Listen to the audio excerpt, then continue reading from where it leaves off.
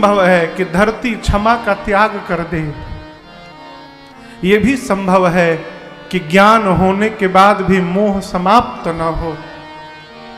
लेकिन मेरा पुत्र भरत अपने भैया राम के विरुद्ध जाकर कोई व्यवहार करेगा, ये किसी युग में संभव नहीं है। भरत, ऐसा कदापि नहीं हो सकता। मां कहती है जो भी तुम्हारा दोष कहेगा ना अथवा सोचेगा भरत, उसको स्वप्न में भी सुगति प्राप्त होने वाली नहीं है। रात भर भरत जी मां की गोद में बैठे रहे। प्रातः काल मां सरजू जी के तट पर चंदन की लकड़ी से चिता सजाई गई और गुरु आज्ञा प्राप्त करके भरत जी ने पिताजी को मुखाग्नि दिया। मुखाग्नि के बाद दशगात्र और त्रयोदश संस्कार पूर्ण हो गए, जिनको हम और आप तेरही कहते हैं। भरत जी ने, यहां गोस्वामी जी कहते हैं, भरत जी ने पिताजी के लिए जो श्राद्ध कर्म किया है, 1,00,000 मुख से भी यदि उस कर्म की प्रशंसा की जाए तो मुख समाप्त हो जाएगा, लेकिन भरत जी की करनी समाप्त होने वाली नहीं है। इतना किया भरत जी। त्रयोदश संस्कार के बाद सुदिन शोध कर गुरुदेव भगवान ने एक सभा बुलाई। पूरा परिवार, समाज, सभासद सब विराजमान है, नगर के गणमान्य लोग विराजमान हैं। भरत जी को गुरु जी ने अपने बगल में बिठाया और गुरु जी समझाने लगे, भरत जी आप अपने पिताजी के लिए सोच मत करो पुत्र। उस ब्राह्मण का सोच करना चाहिए भरत, जो ब्राह्मण कुल में जन्म लेकर वेद नहीं जानता है। उस राजा का सोच करना चाहिए जो अपनी प्रजा को प्राण के समान प्रेम नहीं करता है। उस वैश्य का सोच करना चाहिए जो बनिया होकर नित्य भगवान शंकर का अभिषेक न करे और अतिथि का सत्कार न करे। उस सेवक, उस शूद्र का सोच करना चाहिए जो ज्ञान के गुमान में ब्राह्मणों का, अपने से बड़ों का अपमान करता हो। उस स्त्री का सोच करना चाहिए भरत, जो अपने घर में बात बात पर कलह करती हो, अपने मन से विचरण करती हो। उस शिष्य का सोच करना चाहिए जो गुरु आज्ञा का उल्लंघन करता हो। उस सन्यासी का सोच करना चाहिए जो सन्यास लेने के बाद भी संसार के प्रपंच में फंसा हुआ है। उस गृहस्थ का सोच करना चाहिए जो गृहस्थ धर्म का निर्वाह न करे। उस वानप्रस्थ का सोच करना चाहिए जो तपस्या छोड़कर भोग में लगा हुआ है। उस मनुष्य का सोच करना चाहिए भरत जो चुगली करता हो, इधर की उधर करता हो, अपने माता पिता गुरु भाई से विरोध करता हो, केवल अपने शरीर का पोषण करता हो, उसका सोच करना चाहिए। और भरत उस मनुष्य का तो पुत्र सब प्रकार से सोच करना चाहिए जो मनुष्य का शरीर प्राप्त करके भगवान का भक्त ना हो पाया हो, वो सब प्रकार से सोच लिया। लेकिन मैं कहता हूं आपके पूज्य पिताजी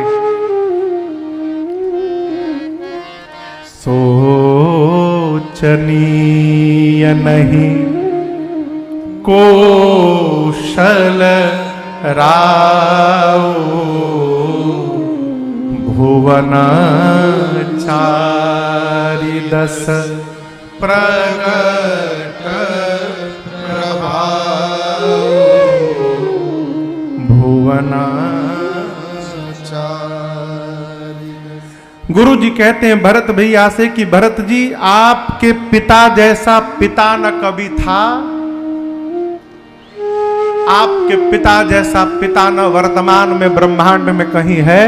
मैं कहता हूं आपके पिता जैसा पिता न कभी दोबारा भविष्य में होने वाला है। आपके पिता सब प्रकार बड़भागी थे। इंद्र जिनकी प्रशंसा करते हो, ब्रह्मा शंकर जिसकी प्रशंसा करते हो, और क्या कहूं। राम जिनके पुत्र हो, आप लक्ष्मण शत्रुघ्न जैसे जिनके सुंदर पुत्र हो, उस महाराज के सौभाग्य के बारे में कोई क्या बोलेगा। हम तो कहते हैं भरत जी आपके पिताजी बड़भागी थे, इसलिए उनके बारे में न सोचिए। अब आप ये सोचिए, आपके पिताजी को प्राण से प्रेम नहीं था, आपके पिताजी को वचन से प्रेम था।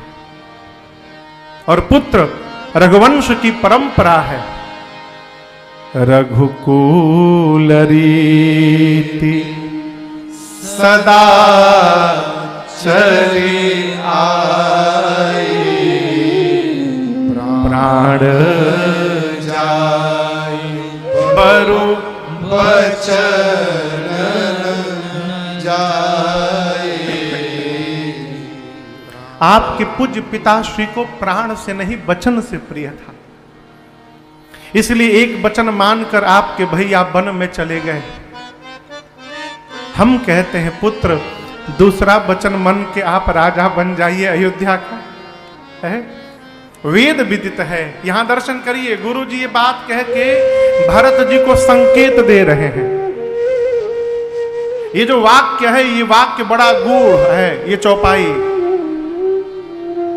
गुरु जी कहते भरत आपको एक बात पता हो, वेद विदित सम्मत सब ही का, जेहि पितु देहि सो पावै टीका।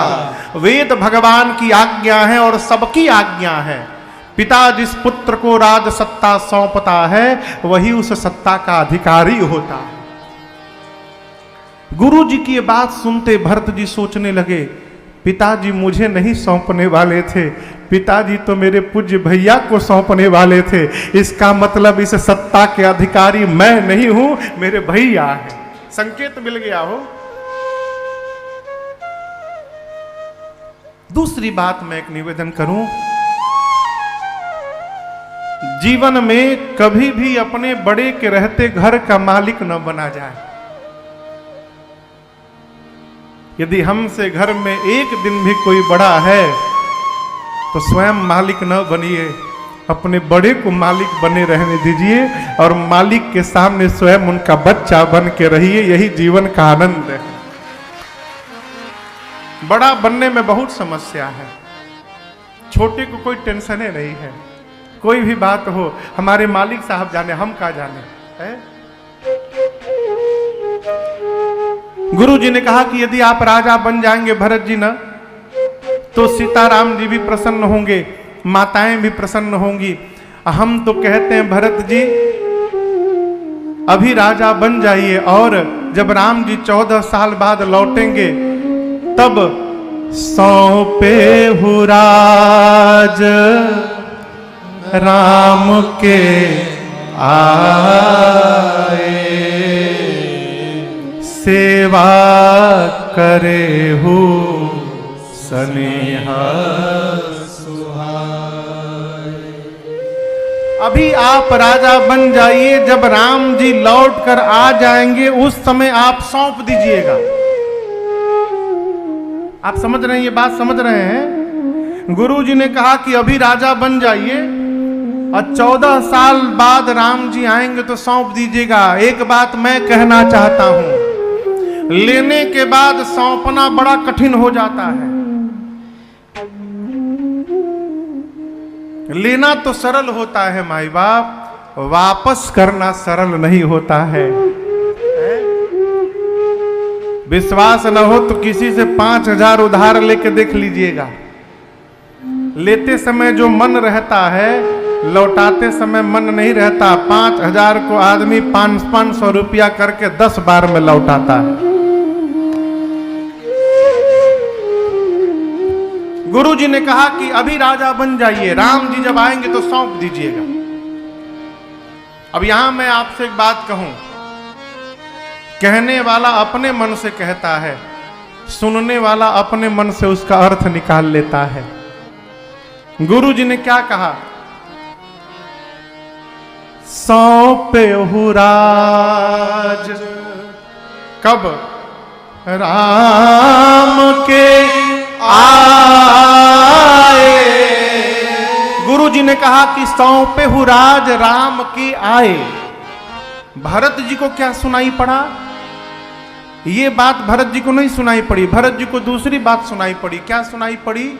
सौंपे हु राज राम के जाए। गुरु जी ने कहा राम जी को आने पर सौंप दीजिए। भरत जी को सुनाई पड़ा राम जी को जा करके सौंप दीजिए। भरत जी मने मन बोले गुरुदेव आपने मुझे मार्ग दिखा दिया, आप तो है मार्ग दिखा दिया। सुमंत जी ने कहा भरत जी गुरु जी बिल्कुल ठीक कह रहे हैं।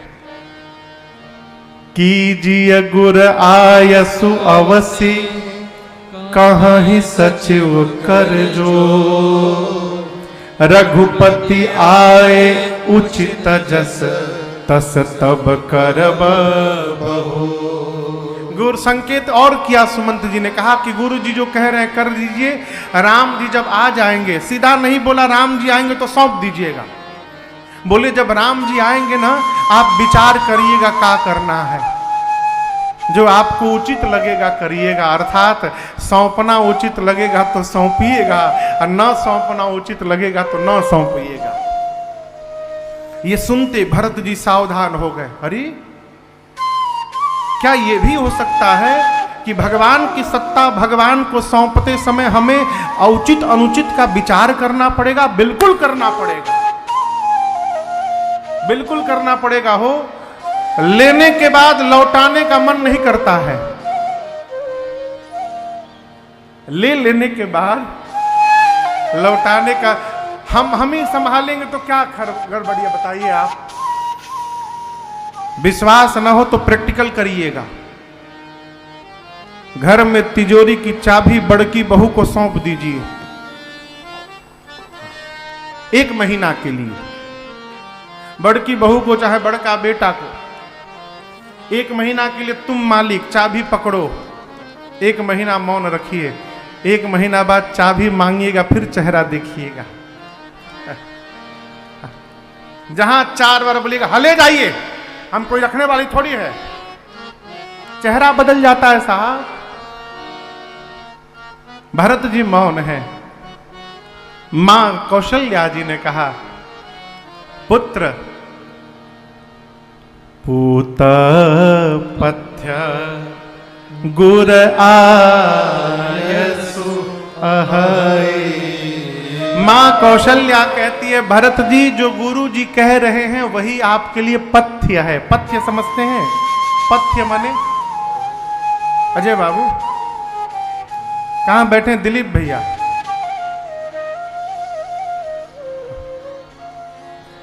व्यवस्था में लगे होंगे, व्यवस्था में लगे होंगे। आप लोगों को पथ्य मालूम है? किसको मालूम है पथ्य? हाँ कहें। रास्ता वो पथ होता है, पथ्य। हाँ उचित। अब हम बतावत हैं, हो गया। कहते पूत पथ्य गुरु आ यसु अहई। आपके लिए गुरु जी की आज्ञा पथ्य है। पथ्य कहते हैं जैसे मान लीजिए कोई बीमार हो, किसी को जॉन्डिस हो गया हो, पीलिया रोग किसी को हो गया हो, उपचार के बाद उसका रोग दूर हो गया, बिलिरुबिन नीचे आ गया, उसका 1 के नीचे हो गया, वो ठीक हो गया, पीलिया रोग दूर हो गया। लेकिन उसके बाद भी डॉक्टर साहब कहते हैं कि देखो कम से कम 6 महीने तक तुमको तेल मसाला नहीं खाना है। बीमारी ठीक होने के बाद जो हम परहेज करते हैं उस परहेज को पथ्य कहा जाता है। मां कहती है भरत गुरु जी जो कह रहे हैं वो आपके लिए पथ्य है। भरत जी मन में बोले मां अभी भरत की बीमारी ही ठीक नहीं हो पाई और आप मुझे पथ्य बता रही हो। सबकी बात सुनने के बाद भरत जी खड़े हुए और खड़े होकर बोले मां गुरुदेव आप सभी वही कह रहे हैं जिसमें आपको भरत का हित दिखाई दे रहा है। लेकिन मैं एक बात कहना चाहता हूं, सिर से लेकर पांव तक कोई सारा गहना पहन ले और कपड़ा न पहने तो गहना व्यर्थ लगता है। मन में वैराग्य न हो तो ब्रह्म पर प्रवचन व्यर्थ लगता है। शरीर में रोग हो गया हो तो 56 प्रकार का भोग व्यर्थ लगता है। हृदय में प्रेम नहीं है तो किया गया जप तप व्रत सब व्यर्थ होता है। सुंदर शरीर में प्राण न हो तो शरीर व्यर्थ होता है। मां गुरुदेव, उसी प्रकार अयोध्या में आप सब लोग हैं और मेरे भैया राम यदि नहीं है तो अयोध्या भरत के लिए व्यर्थ लगता है। मेरे लिए कोई अर्थ नहीं इस अयोध्या का। आप लोग मुझे राजा बनाना चाहते हैं, अभी देखिए मैं राजा नहीं बना, केवल मेरा नाम रखा गया कि भरत राजा बनेगा। मेरे नाम के आने से क्या हुआ, बाबूजी मर गए, भैया वन में चले गए। अब कल्पना करिए मैं कितना बड़ा पापी हूं कि इस पापी का नाम सामने आया तो पिता मर गए, बड़ा भाई वन में चला गया। जिस दिन ये पापी भरत सिंहासन पर विराजमान हो जाएगा, ये धरती फट के उसी दिन रसातल में चली जाएगी। इस धरत सिंहासन पर चाहिए धर्मशील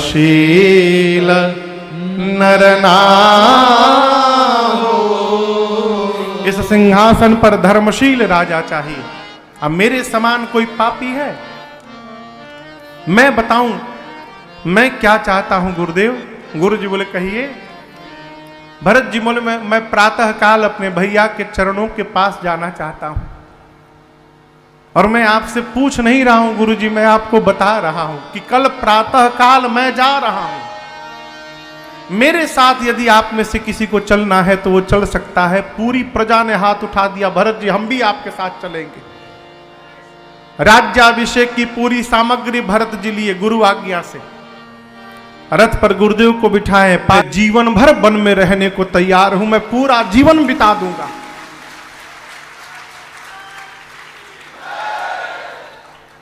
गुरु जी की मति हेरा गई। कल्पना भी नहीं कर सकते थे कि एक भाई अपने भाई के लिए जीवन भर वन में रहने को तैयार हो जाएगा।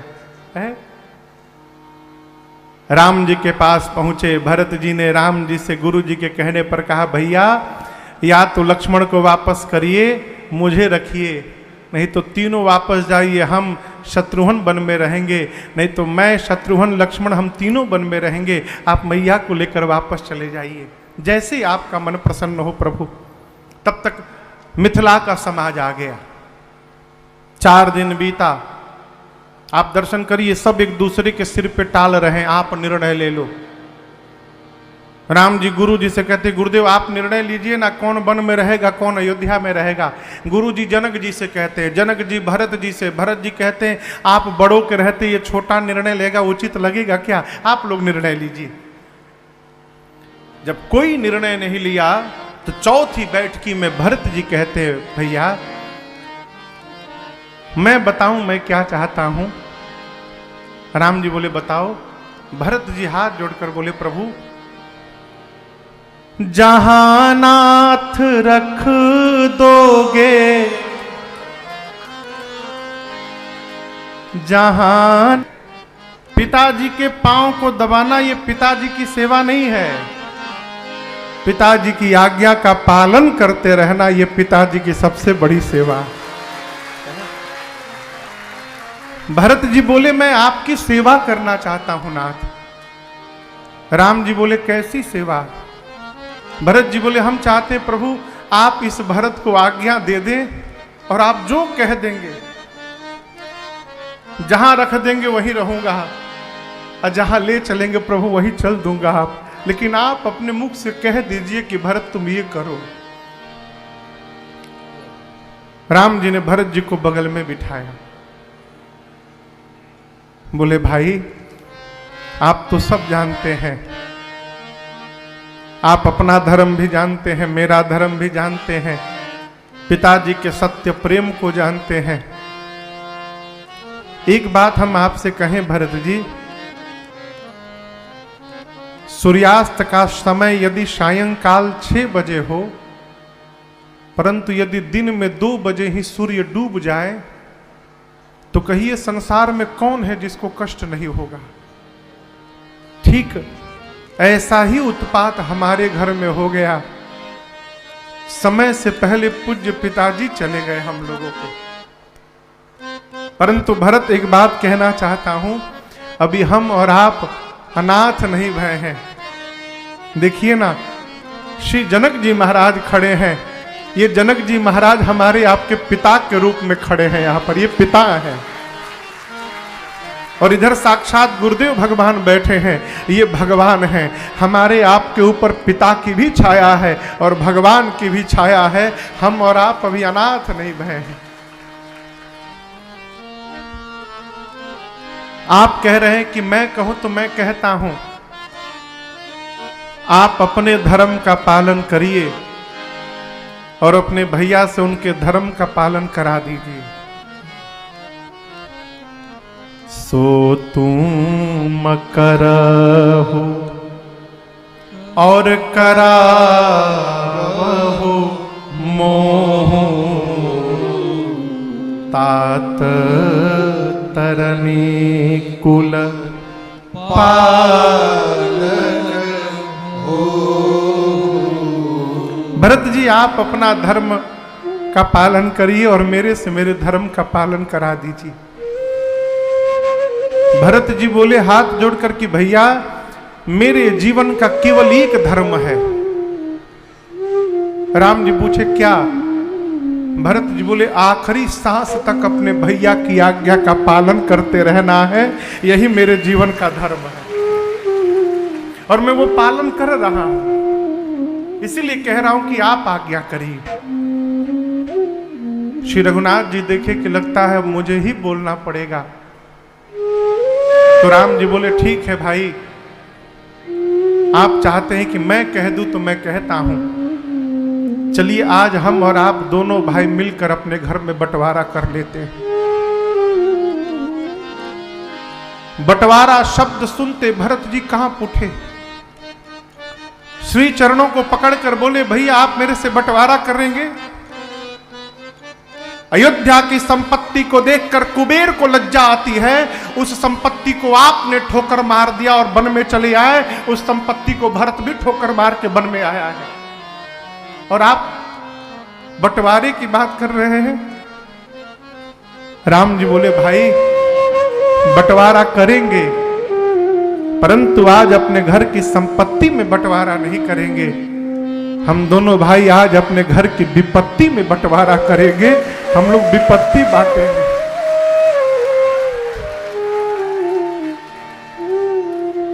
इस बात को जीवन भर याद रखिएगा। संपत्ति बांटने के लिए तो बहुत लोग मिल जाएंगे, ये देखिएगा कि आपके जीवन की विपत्ति कौन बांट रहा है। ये प्रसंग कहता है माई बाप जीवन में यदि भाई से बंटवारा करना है तो संपत्ति में बंटवारा ना करिए। यदि बांटना ही है तो अपने भाई की विपत्ति में बंटवारा करिए। संपत्ति आज है कल नहीं रहेगी, लेकिन भाई आपका साथ हमेशा बना रहेगा। इसलिए विपत्ति बांटिए। लोग अपने बच्चों के लिए अपने भाई से बेईमानी कर देते हैं। बच्चों के लिए, जो अपने भाई का नहीं हुआ अपने बच्चों का क्या होगा है? और याद रखिए, अपने भाई से बेईमानी करके ये आशा लगाए रखते कि हमारे दोनों बच्चे प्रेम से रहेंगे, कदापि नहीं रहेंगे। यदि आप चाहते हैं कि आपके जीते जी आपके दोनों बच्चे एक बन के रहें, तो अपने बच्चों के सामने आप अपने भाई के साथ एक बन के रहिए। बच्चे जो जीवन में देखते हैं उसी का पालन करते हैं। राम जी कहें कि 14 साल मैं वन में रहूंगा और 14 साल मेरे भरत अयोध्या में जाके रहेंगे। भरत जी भगवान के चरणों को पकड़ ली, कहे प्रभु आपने आज्ञा दे दी, मुझे लगता है मानो साथ रहने का आदेश मिल गया। हम राज्याभिषेक की सामग्री लाए हैं प्रभु। राम जी बोले अभी नहीं, 14 साल बाद। अत्रि मुनि जहां बोले वहां रख दीजिए। चित्रकूट और बांदा के बीच में कुआं है। अत्रि मुनि ने ले जाकर राज्याभिषेक की पूरी सामग्री को कुएं में रखवा दिया और कहा, भरत जी आज के बाद इस कूप का नाम भरत कूप होगा, और जो भी इस कुएं के जल को एक बार भी जीवन में छिड़क लेगा उसे उसी समय समस्त तीर्थों में स्नान करने का फल प्राप्त हो जाएगा। ये इस कूप की महिमा होगी। आज भी वो कुआं है, कभी अवसर मिले तो दर्शन करिएगा। 5 दिन आज्ञा लेकर भरत जी ने चित्रकूट का दर्शन किया है। 6ठे दिन विदा का समय है। राम जी ने बहुत समझाया भरत जी को, माताओं से गुरु जी से पूछ पूछ कर निर्णय लीजिएगा। अब भरत जी आप मुखिया हैं, मुखिया को मुख जैसा होना चाहिए। पालई पोसई सकल अंग तुलसी सहित विवेक। देखिए, मुख भोजन लेता है ना तो सिर से लेकर पांव तक सभी अंगों को समान पोषण देता है। उसी प्रकार घर के मालिक को, घर के मुखिया को, सबको एक समान देखना चाहिए, भेदभाव नहीं करना चाहिए। भरत जी कुछ चिन्ह चाहते हैं, यहां पर भरत जी को देने के लिए भगवान ने श्री अवधूत मंडल आश्रम हरिद्वार के पीठाधीश्वर महामंडलेश्वर श्री श्री 1008 परम पूज्य स्वामी डॉक्टर संतोष आनंद देव जी महाराज का आगमन हुआ है।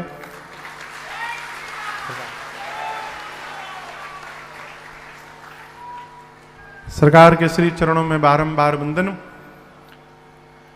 भरत भैया ने पादुकाओं को सिर पर धारण किया है। राम जी, भरत भैया दोनों भाई हृदय से गले लगे हैं, बहुत रोए हैं आज, और दोनों समाज को यथा योग्य दंड प्रणाम करके प्रभु श्री ने, राम ने चित्रकूट से सीधाम अयोध्या की ओर विदा किया है। 9 दिन का समय लगा। भरत भैया दोनों समाज को लेकर अयोध्या पहुंचे हैं। आने के साथ ही भरत भैया ने पादुकाओं को अयोध्या के राज सिंहासन पर पधरा दिया है। और गोस्वामी जी कहते हैं, भरत जी उन पादुकाओं की नित्य पूजत प्रभु पावरी, प्रीति न हृदय समात, मांगी मांगी आयसु करत, राज काज श्री भरत जी नित्य पादुकाओं की पूजा करते हैं। क्यों? वो पादुका नहीं मानते, वो मानते हैं कि साक्षात श्री सीताराम जी ही आकर सिंहासन पर विराजमान है। गोस्वामी जी कहते, कोई भी निर्णय लेने से पहले भरत जी पादुकाओं से अनुमति मांगते हैं, आज्ञा मांग मांग कर व्यवहार करते हैं। श्री जनक जी महाराज 5 दिन रुककर राजपाट की व्यवस्था को सुदृढ़ कराकर गुरुदेव एवं माताओं से अनुमति लेकर अपने समाज के साथ मिथिला लौटे। शत्रुघ्न भैया को भरत जी ने माताओं की सेवा में लगाया है और गुरु जी से भरत जी बोले, गुरुदेव भैया मेरे मन में है, स्वामी वन में रहे और सेवक महल में रहे, ये कहां से उचित है गुरुदेव? यदि आज्ञा हो तो मैं नंदीग्राम चला जाऊं। गुरु आज्ञा लेके भरत जी नंदीग्राम में कुटिया बना के रहने लगे। रात्रि में प्रथम रात्रि जब सोने के समय आया, भरत जी सोचने लगे, मेरे स्वामी तो धरती पर सोते होंगे, सेवक को स्वामी से नीचे सोना चाहिए। अस्तु भरत जी धरती में गड्ढा खोद कर और उस गड्ढे के भीतर सोने लगे। अयोध्या वासियों को पता चला तो पूरी अयोध्या भरत जी की प्रशंसा करने लगी। सब विधि भरत सराहन जोगु। यहां पर पूज्यपाद श्री गोस्वामी तुलसीदास जी महाराज ने श्री अयोध्या कांड की कथा को पूर्ण करते हुए कहा,